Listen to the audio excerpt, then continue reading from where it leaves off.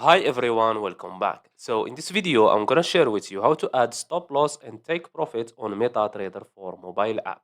So just follow me and follow the steps. It's so easy and simple. So first of all, open your MetaTrader 4. And let's say, for example, I want to buy here. I will make my take profit here and my stop loss, let's say, for example, here. We have here 290 and we have here 284.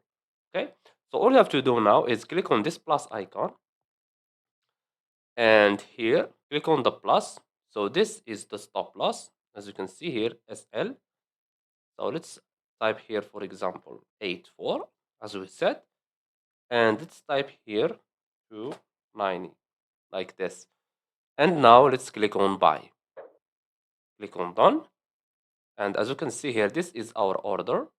Now let's go back. And as you can see, this is our TP, take profit, and this is our stop loss. Okay, and that's it. So I hope you found this video helpful. Don't forget to give us a like and subscribe. Thanks for watching, and see you on the next one.